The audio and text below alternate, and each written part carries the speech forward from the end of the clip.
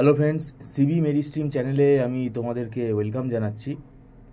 তোমরা যারা MAKAUT university থেকে বিসিএ পড়ছো এবং সেকেন্ড সেমেস্টারের পরীক্ষা দেওয়ার পর এবার যাদের তোমাদের থার্ড সেমেস্টার হবে, বিসিএ থার্ড সেমেস্টারে কিন্তু তোমাদের খুব সিরিয়াস হতে হবে। কেননা এখন বিসিএ কোর্সটা 4 বছরের যেহেতু হয়ে গেছে, এই কোর্সটা কিন্তু মানে বলবো কারিকুলামটা খুব স্ট্রং হয়ে গেছে।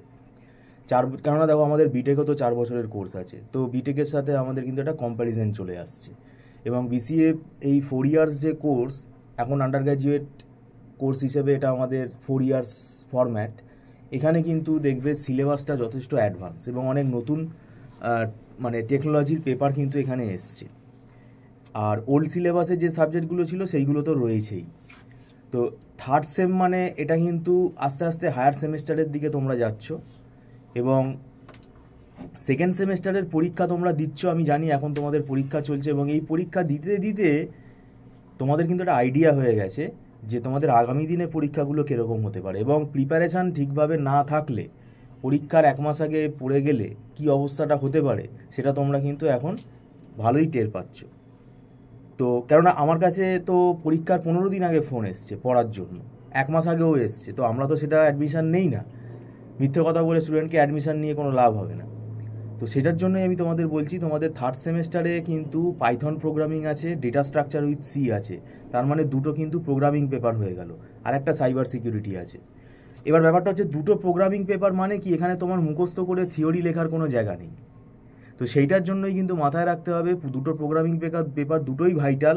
এবং পাইথন প্রোগ্রামিংটা শুধু সেমেস্টারের জন্য না, এটা পরবর্তীকালে তোমাদের জব ফিল্ড বলো, প্রজেক্টেও কিন্তু কাজে লাগবে। কারণ তোমাদের মাইনর প্রজেক্ট, মেজর প্রজেক্ট যেগুলো আসবে, সেখানে তো এখন বেশিরভাগ স্টুডেন্টই পাইথন নিয়ে কাজ করছে, মানে পাইথন নিয়ে প্রজেক্ট বানাচ্ছে।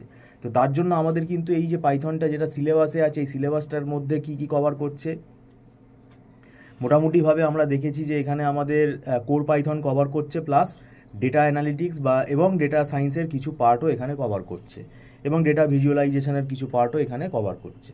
তো এখন ব্যাপারটা হচ্ছে, এই সিলেবাসটা অনেক বড়। তো হাতে এখন আমাদের যদি দেখি 4-5 মাস মতো টাইম আছে, এটা কিন্তু নট এনাফ। তো সেই জন্য পাইথন প্রোগ্রামিং কিন্তু, আর যারা মনে করছো যে আমি তো পাইথন একটু শিখেছি স্কুলে, এই স্কুলে যে পাইথন শিখেছো আর এখানে আন্ডার গ্র্যাজুয়েট লেভেলে যে পাইথনের কোর্স, এটার মধ্যে কিন্তু খুব আকাশ পাতাল তফাৎ আছে, সেটা একটু মনে রাখতে হবে। আর এখানে প্রোগ্রাম পরীক্ষায় লিখতে দেবে, সেই প্রোগ্রাম লেখার মধ্যেও কিন্তু একটা কনসেপ্টের ব্যাপার জড়িয়ে আছে। কারণ তোমার প্রোগ্রাম তুমি তো আর মুখস্থ করতে পারবে না। ডেটা স্ট্রাকচারের ক্ষেত্রে কিন্তু প্রায় 30-32টার মতো অ্যালগোরিদম আছে। তো আরও আছে যেগুলো ফান্ডামেন্টাল, মানে খুব ইম্পর্টেন্ট অ্যালগোরিদম, সেটা প্রায় 30-32টার মতো রয়েছে। এবং সব প্রোগ্রামগুলো তোমাকে কিন্তু পরীক্ষায় করে আসতে হবে। পরীক্ষায় প্রোগ্রামই লিখতে দেবে, প্রোগ্রাম ছাড়া কিচ্ছু নেই। অ্যালগোরিদম দিলে অ্যালগোরিদম ফরম্যাটে লিখতে হবে, এবং অ্যালগোরিদম লেখার স্টাইল আলাদা শিখতে হবে, অ্যালগোরিদম ডিজাইন শিখতে হবে। এবং ডেটা স্ট্রাকচারের মধ্যেও দেখবে যে তোমাদের কিছু ম্যাথামেটিক্যাল কোয়েশ্চেন আছে টাইম কমপ্লেক্সিটি অ্যানালিসিসের ওপর। আর ডেটা স্ট্রাকচারের মধ্যে কিন্তু পুরোটাই প্রোগ্রাম। এবার ব্যাপারটা হচ্ছে, আমাদের যে ইনস্টিটিউট, আমরা কিন্তু মানে পুরো লাইন বাই লাইন বুঝিয়ে স্টুডেন্টকে পড়াই এবং নিউমেরিক্যালগুলো আমরা সলভ করাই।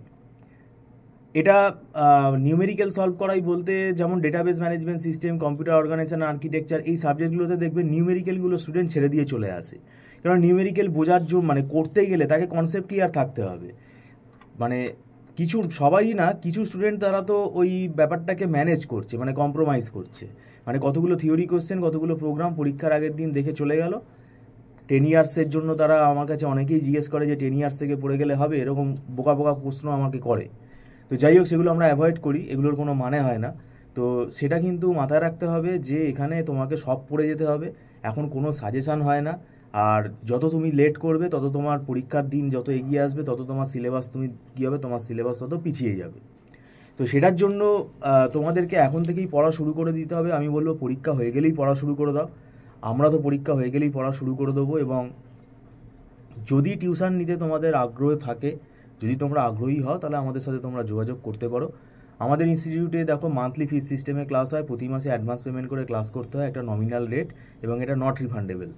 আর একদম ছোট ছোট ব্যাচে ক্লাস হয়। তো এখানে সেই জন্য কি হয়, ইন্ডিভিজুয়াল অ্যাটেনশনটা হয় এবং সরাসরি স্টুডেন্টের সাথে আমাদের কথা হয়, তারা তাদের ডাউটগুলোকে ক্লিয়ার করতে পারে। এবং সাধারণভাবে এমনি আমরা ধরো ফ্রি টাইমে যদি থাকি, তাহলে তখন কিন্তু স্টুডেন্ট আমাদের সাথে হোয়াটসঅ্যাপেও কানেক্ট করতে পারে। হোয়াটসঅ্যাপেও আমরা অনেক ডাউট বলে দিই স্টুডেন্টকে, গাইড করে দিই, তো সেটা না। আর একটা এখানে সুবিধা হচ্ছে আমাদের ইনস্টিটিউটে কি হয়, আমরা কিন্তু দীর্ঘ 9-10 বছর যে পড়াচ্ছি, আমাদের কিন্তু একটা হাতে লেখার হ্যান্ড রিটেন নোটস আছে, যে নোটসগুলো কিন্তু স্টুডেন্টকে আমরা প্রোভাইড করে দিই, সেটা সব সেমেস্টারেই, সব সাবজেক্টেরই, সেটা স্টুডেন্টের বুঝতে সুবিধা হয়। কেননা দেখো, এক একটা বইয়ের দেখবে অনেকগুলো করে রেফারেন্স বই লেখা থাকে, তো সব রেফারেন্স বই তো কেনাটা সম্ভব হয় না, তো সেটার জন্যই আমাদের এই নোটসগুলো কিন্তু খুব বেনিফিট হয় স্টুডেন্টদের। সেই জন্যই বলছি, যারা মনে করছো যে টিউশনের জন্য আমরা যোগাযোগ করতে চাই, তারা এখানে ডেসক্রিপশানে ফোন নাম্বার দেওয়া আছে, যোগাযোগ করতে পারো। আর এখানে কলেজ দেখো কবে খুলবে সেটা কিন্তু লেট হয়ে যাবে, তার আগে থেকেই আমি বলবো নিজেরাও যদি পড়ো উইদাউট টিচার প্রাইভেট টিউশন, তাহলে নিজেরা তোমাদের পড়তে গেলে, একা একা পড়তে গেলে, তাহলে তোমাদের আরও আগে থেকে পড়া শুরু করতে হবে। এবং আরেকটা জিনিস আমি বলে দিলাম, ডেটা স্ট্রাকচার উইথ সি, এটা কিন্তু সি দিয়ে প্রোগ্রাম আছে, আর পাইথনটা হচ্ছে পাইথন প্রোগ্রামিং, তো দুটো কিন্তু আলাদা প্রোগ্রাম। এবং সি প্রোগ্রামিং যারা ফার্স্ট সেমেস্টারে ভালোভাবে করেনি, বিশেষ করে আমরা জানি কোন জায়গাটা প্রবলেম হবে, সেটা হচ্ছে পয়েন্টার অ্যারিথমেটিক, পয়েন্টার নোটেশনের জায়গায় কিন্তু প্রবলেম হবে। কেন ডেটা স্ট্রাকচার উইথ সি যে সাবজেক্টটা আছে, এখানে পুরোটাই পয়েন্টার কনসেপ্টের ওপর, ডাইনামিক মেমোরি অ্যালোকেশনের ওপরে কিন্তু প্রোগ্রামগুলো রয়েছে। তার মানে ডেটা স্ট্রাকচারের পুরো প্রোগ্রাম কিন্তু মনে রাখবে পয়েন্টার নোটেশন দিয়ে তৈরি হয়েছে। এবার পয়েন্টার সম্বন্ধে যাদের কোনো আইডিয়া নেই, pointer two function, pointer two structure, মানে পয়েন্টার আর অ্যারের যে ইউজগুলো, এইটা ভালোভাবে জানা না থাকলে কিন্তু যেটা ডেটা স্ট্রাকচারের প্রোগ্রাম কিন্তু বোঝার কিন্তু খুব ডিফিকাল্ট। তো সেই জন্যই আমি বলছি, যারা তোমরা মানে একা একা পড়বে, তারা পরীক্ষা হয়ে গেলে কিছুদিন রেস্ট নিয়েই কিন্তু পড়া শুরু করে দাও। আর যারা মনে করছো যে টিউশনের জন্য আমরা আগ্রহী, তাহলে তোমরা আমাদের সাথে যোগাযোগ করতে পারো, আমাদের ডেসক্রিপশানে নাম্বার দেওয়া আছে। আর ভিডিওটা সম্পূর্ণ দেখার জন্য তোমাদেরকে আমি ধন্যবাদ জানাচ্ছি। Thank you so much.